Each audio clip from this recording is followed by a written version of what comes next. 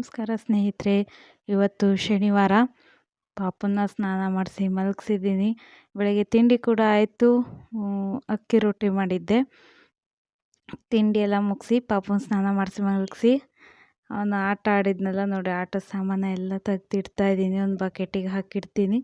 ದಿನ ಇದೇ ಕತೆ. ದಿನಕ್ಕೊಂದು 3 ಸರಿ ಅಂತೂ ಈ ಕೆಲಸ ಆಗೇ ಆಗುತ್ತೆ. ಅದಾದಮೇಲೆ ಒಂದು ಸ್ವಲ್ಪ ಟಿ ವಿ ಟೇಬಲ್ ಕೂಡ ಧೂಳಾಗಿತ್ತು. ಅದನ್ನೆಲ್ಲ ಸ್ವಲ್ಪ ಕ್ಲೀನ್ ಮಾಡೋಣ ಅಂತೇಳಿ ಮಾಡ್ತಾಯಿದ್ದೀನಿ. ನಿನ್ನೆ ವಿಡಿಯೋ ನೋಡಿದ್ರಲ್ಲ, ನಾನು ಯಾಕೆ ವಿಡಿಯೋ ಮಾಡೋಕ್ಕಾಗಿರಲಿಲ್ಲ ಅಂದು. ಅಂದರೆ ಎಷ್ಟು ಕ್ಲೀನ್ ಮಾಡಿದರೂ ಧೂಳಿದ್ದೇ ಇರುತ್ತೆ. ನಾವಿರೋದು ಹಳೆ ಮನೆ. ಮೇಲೆ ಈ ಅಟ್ಟ ಅಂತೆಲ್ಲ ಹೇಳ್ತಾರೆ, ಅದೇನಿಲ್ಲ, ಫುಲ್ ಓಪನ್ ಆಗಿದೆ. ಹಾಗಾಗಿ ಈಗ ಗಾಳಿ ಬೇರೆ ಜಾಸ್ತಿ ಎಲ್ಲ ಧೂಳು ಬೀಳ್ತಾನೇ ಇರುತ್ತೆ. ಎಷ್ಟು ಕ್ಲೀನ್ ಮಾಡಿದರೂ ಕಮ್ಮಿನೇ. ಪಾಪು ಬೇರೆ ಇದ್ದಾನೆ. ಹೋಗಿ ಹೋಗಿ ಆ ಟೇಬಲ್ ಹತ್ರ ನಿಲ್ತಾ ಇರ್ತಾನೆ. ಅಲ್ಲಿ ಕೈ ಇಡ್ತಾನೆ ಮತ್ತು ಬಾಯಿಗೆ ಕೈ ಹಾಕ್ತಾನೆ. ಹಾಗಾಗಿ ಕ್ಲೀನ್ ಮಾಡ್ತಾನೇ ಇರಬೇಕು. ಅಲ್ಲಿದ್ದಿದ್ದು ಸಣ್ಣ ಪುಟ್ಟ ಅದು ಇದು ಪೇಪರು ಏನೇನೋ ಇಟ್ಟಿರ್ತೀವಿ. ಅದನ್ನೆಲ್ಲ ತೆಗೆದು ಬೇಡದೆ ಇದ್ದದ್ದು ತೆಗ್ದು ಹಾಕಿ ಬೇಕಾಗಿದ್ದನ್ನ ನೋಡಿ ಎತ್ತಿಡ್ತಾಯಿದ್ದೀನಿ. ಹೀಗೆ ದಿನ ಒಂದೊಂದು ಕ್ಲೀನ್ ಮಾಡ್ಕೊಳ್ಳೋದು. ಎಲ್ಲನೂ ಒಂದೇ ಸರಿ ಮಾಡೋಕ್ಕಾಗಲ್ಲ. ಇವತ್ತು ಬೆಳಗ್ಗೆನೇ ಗುಡಿಸಿ ಒರೆಸಿ ಎಲ್ಲ ಆಗಿತ್ತು. ಆದರೂ ಈ ಟೇಬಲ್ಲು ಇವ್ನು ಮಲಗಿದ ಮೇಲೇ ಮಾಡಬೇಕು. ನೆಚ್ಚರಾಗಿದ್ದಾಗ ಈ ಕೆಲಸ ಎಲ್ಲ ಮಾಡೋಕ್ಕಾಗಲ್ಲ. ಹಾಗಾಗಿ ಅವ್ನು ಮಲಗಿದ ಮೇಲೆ ಎಲ್ಲ ಒರೆಸಿದ್ನಲ್ಲ, ಅಲ್ಲಿದೆಲ್ಲ ಧೂಳು ಬಿದ್ದಿತ್ತು. ಮತ್ತೊಂದು ಸರಿ ಇದೊಂದು ರೂಮ್ನ ಗುಡಿಸ್ಕೊತಾ ಇದ್ದೀನಿ.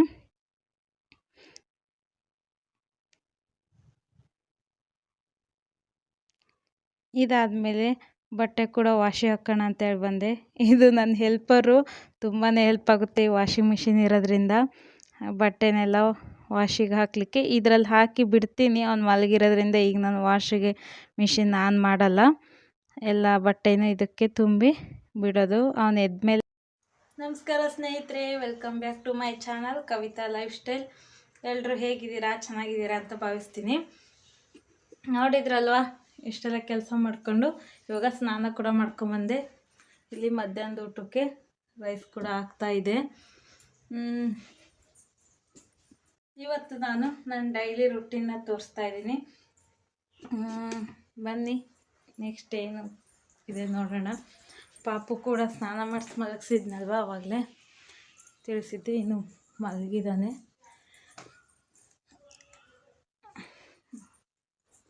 ಚೆನ್ನಾಗಿ ನಿದ್ದೆ ಮಾಡ್ತಾ ಇದ್ದಾನೆ.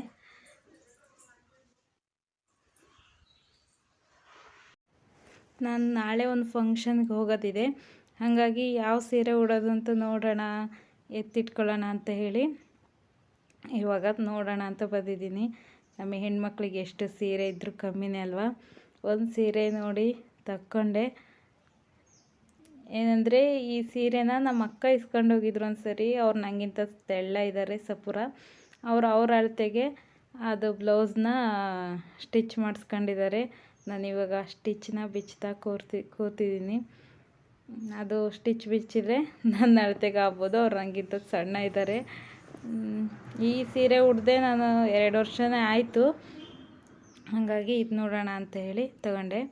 ನೀವು ನಾಳೆ ವಿಡಿಯೋ ನೋಡಿದರೆ ನಾವು ಎಲ್ಲಿಗೆ ಹೋಗ್ತೀವಿ ಅಂತ ಹೇಳಿ ತೋರಿಸ್ತೀನಿ. ನಾನು ನಮ್ಮ ಅಕ್ಕ ಹೀಗೆ ನಮ್ಮ ಸೀರೆ ಜ್ಯುವೆಲರಿ ಎಲ್ಲ ಎಕ್ಸ್ಚೇಂಜ್ ಮಾಡ್ಕೊಳ್ತಾನೆ ಇರ್ತೀವಿ. ನೀವು ಕೂಡ ಹೀಗೇನಾ ಕಮೆಂಟ್ ಮಾಡಿ ತಿಳಿಸಿ. ನಾನು ಹೀಗೆ ಯಾವುದಾದ್ರು ಫಂಕ್ಷನಿಗೆ ಹೋಗೋದು ಗೊತ್ತಿರುತ್ತಲ್ಲ, ಹಿಂದಿನ ದಿನವೇ ನನ್ನ ಸೀರೆ ಅದೆಲ್ಲ ಯಾವುದು ಅಂತ ನೋಡಿ ಎತ್ತಿಟ್ಕೊಂಡು ರೆಡಿ ಮಾಡ್ಕೊಂಡಿರ್ತೀನಿ. ಬ್ಲೌಸ್ ಸ್ಟಿಚ್ ಕೂಡ ಬಿಚ್ಚಿದ್ದಾಯಿತು. ಈಗ ನಾನು ಸೀರೆಗೆ ಸೆರಗು ಮತ್ತು ನರಿಗೆನ ಪಿನ್ ಮಾಡಿ ಇಡೋಣ ಅಂತ ಹೇಳಿ ಮಾಡ್ತಾಯಿದ್ದೀನಿ. ಯಾಕೆಂದರೆ ಪಾಪು ಸಣ್ಣವನು, ಬೆಳಗ್ಗೆ ಎದ್ದು ಹೊರಡ್ಬೇಕಾದ್ರೆ ಗಡಿಬಿಡಿ ಆಗುತ್ತೆ ಅಂತೇಳಿ ನಾನು ಹಿಂದಿನ ದಿನವೇ ಎಲ್ಲ ರೆಡಿ ಮಾಡಿಟ್ಟಿರ್ತೀನಿ. ನಾನಿಲ್ಲಿ ನನ್ನ ಅಳತೆ ನೋಡ್ಕೊಂಡು ನನಗೆ ಎಷ್ಟು ನರಿಗೆ ಎಷ್ಟು ಸೆರಗು ಎಲ್ಲ ಹೇಳಿ ಪಿನ್ ಮಾಡಿ ಇಟ್ಕೊಳ್ತೀನಿ. ಇದು ಈ ರೀತಿ ಹೇಗೆ ಮಾಡೋದು ಅಂತ ಹೇಳಿ ನಿಮಗೇನಾದರೂ ಬೇಕಾದರೆ ಕಮೆಂಟ್ ಮಾಡಿ ತಿಳಿಸಿ ಸ್ನೇಹಿತರೆ. ನಾನು ನೆಕ್ಸ್ಟ್ ವಿಡಿಯೋದಲ್ಲಿ ಡೀಟೇಲಾಗಿ ತೋರಿಸ್ತೀನಿ. ನಾನು ನೆರಿಗೆ ಮತ್ತು ಸೆರಗು ಎಲ್ಲ ಮಾಡಿದೆ, ಪಿನ್ ಎಲ್ಲ ಮಾಡಿದೆ. ಆ ಸೀರೆ ನೀಟಾಗಿ ಮಡಚಿಡೋಣ ಅನ್ನೋಷ್ಟರೊಳಗೆ ಪಾಪು ಕೂಡ ಎದ್ದ. ನಾನು ಈ ಕೆಲಸನ ಅರ್ಧಕ್ಕೆ ಬಿಡ್ತೀನಿ. ಇವಾಗ ಅರ್ಧಕ್ಕೆ ಬಿಟ್ಟು ನಮ್ಮ ಪಾಪುಗೆ ರೆಡಿ ಮಾಡಿ ಆಮೇಲೆ ಈ ಕೆಲಸನ ಕಂಟಿನ್ಯೂ ಮಾಡ್ತೀನಿ ಸ್ನೇಹಿತರೆ. ಹಾಯ್ ಮಾಡು. Hi hi hi. ಮಮ್ಮ ಆಯ್ತಕ್ಕೆ ಮಮ್ಮ ಆಯ್ತಾ ಮಮ್ಮ. ಹ್ಞೂ ಮಮ್ಮ ಆಯ್ತಾ.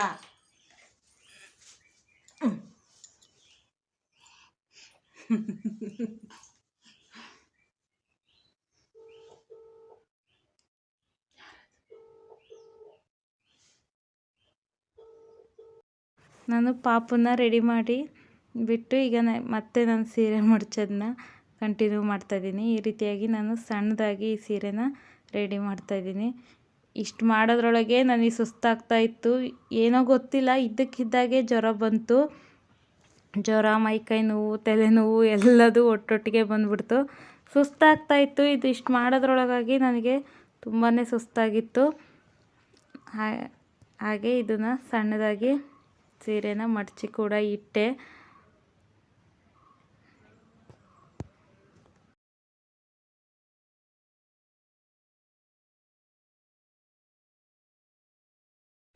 ಇಲ್ಲಿ ಪಾಪು ಏನೋ ತಿಂಡಿ ತಿಂತಾ ಆಟ ಆಡ್ತಾ ಇದ್ದಾನೆ. ಇದಾದಮೇಲೆ ನಾವು ಊಟ ಕೂಡ ಮಾಡಿ ಜ್ವರ ಬಂದಿತ್ತಲ್ಲ, ರೆಸ್ಟ್ ಮಾಡೋಣ ಅಂತ ಹೇಳಿ ಬಂದೆ. ಪಾಪು ನನ್ನನ್ನು ರೆಸ್ಟ್ ಮಾಡೋಕ್ಕೆ ಬಿಡ್ತಾ ಇಲ್ಲ. ಅವನು ಕ್ಯಾಮ್ರಾ ಆನ್ ಮಾಡಿದರೆ ಸಾಕು ನೋಡಿ ಜೈ ಜೈ ಅಂತೇಳಿ ಅವನದೇ ಆದ ಆಟ. ಇಷ್ಟು ಸಣ್ಣ ಮಗುನ ಅವಾಯ್ಡ್ ಮಾಡೋಕ್ಕಾಗಲ್ಲ. ಜ್ವರ ಬಂದಿದೆ, ಹತ್ತಿರ ಇರಬಾರ್ದು, ಆದರೆ ಏನು ಮಾಡೋದು, ಇನ್ನು ಸಣ್ಣನಲ್ಲ, ಗೊತ್ತಾಗಲ್ಲ. ನಿದ್ದೆ ಅಂತೂ ಮಾಡೋಕ್ಕಾಗಲ್ಲ. ಹೀಗೆ ಇಟ್ಕೊಂಡು ಕೂತೆ ರೆಸ್ಟ್ ಮಾಡಬೇಕು. ಹಾಗೆ ಅವನ ಜೊತೆ ಆಟ ಆಡ್ತಾ ಹೀಗೆ ರೆಸ್ಟ್ ಮಾಡಿದೆ. ನನ್ನ ಮುಖ ನೋಡಿದ್ರೆ ಗೊತ್ತಾಗುತ್ತೆ ಎಷ್ಟು ಸುಸ್ತಾಗಿದ್ದೀನಿ ಜ್ವರ ಬಂದು ಅಂತ. ಅದಾದಮೇಲೆ ಸಂಜೆ ಸಡನ್ನಾಗಿ ನನ್ನ ಫ್ರೆಂಡು ಮತ್ತು ಅವ್ರ ಪಾಪು ಕೂಡ ನಮ್ಮ ಮನೆಗೆ ಬಂದರು. ಅವನು ನಮ್ಮ ಪಾಪಕ್ಕಿಂತ ಸ್ವಲ್ಪ ದೊಡ್ಡವನು, 1.5-2 ವರ್ಷದ ದೊಡ್ಡವನು ಅವನು. ಇಬ್ಬರು ಸೇರಿ ಆಟ ಆಡ್ತಾಯಿದ್ದಾರೆ. ಚೆನ್ನಾಗಿ ಎಂಜಾಯ್ ಮಾಡಿದರು ಇಬ್ಬರು.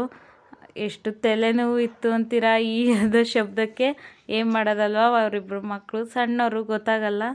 ಅವ್ರನ್ನ ಆಟ ಆಡಿಸಿದ್ದಾಯಿತು. ನಾನು ಜಾಸ್ತಿ ವೀಡಿಯೋ ಮಾಡೋಕ್ಕಾಗಲಿಲ್ಲ, ಸಿಕ್ಕಾಪಟ್ಟೆ ಸುಸ್ತಾಗ್ತಾಯಿತ್ತು ನನಗೆ. ಅದಾದಮೇಲೆ ನಾನು ಏನೂ ವೀಡಿಯೋನೇ ಮಾಡಲಿಲ್ಲ. ಟ್ಯಾಬ್ಲೆಟ್ ತೊಗೊಂಡು ಮಲಗಿಬಿಟ್ಟೆ. ರಾತ್ರಿ ಊಟಕ್ಕೆ ಚಪಾತಿ ಮತ್ತು ಟೊಮೊಟೊ ಹಣ್ಣಿನ ಗೊಜ್ಜು ಮಾಡಿದ್ದೆ. ನೋಡಿ ನನ್ನ ಮಗಂದು ಆ ಪಾಪು ಜೊತೆಗೆ ಆಟನ. ಸ್ನೇಹಿತರೆ, ಇದು ಭಾನುವಾರ. ನಾನು ನೆಕ್ಸ್ಟ್ ಡೇ ಸಿಗ್ತಾಯಿದ್ದೀನಿ ನಿಮಗೆ. ನಿನ್ನೆ ವಿಡಿಯೋ ಎಂಡ್ ಮಾಡಲೇ ಇಲ್ಲ, ಇವತ್ತು ಎಂಡ್ ಮಾಡೋಣ ಅಂಥೇಳಿ ಈ ಕ್ಯಾಮ್ರಾ ಆನ್ ಮಾಡಿದೆ. ನಿನ್ನೆ ನನಗೆ ಜ್ವರ ಬಂದು ತಲೆನೋವು ಜಾಸ್ತಿ ಆಗಿ ಏನು ವಿಡಿಯೋನು ಮಾಡಲಿಲ್ಲ. ನನಗೆ ಸುಸ್ತಾಗಿ ಹೋಗಿತ್ತು ನಿನ್ನೆ. ನೋಡಿದ್ರಲ್ಲ, ನಮ್ಮ ಫ್ರೆಂಡು ಅವ್ರ ಪಾಪು ಕೂಡ ಬಂದಿದ್ದರು.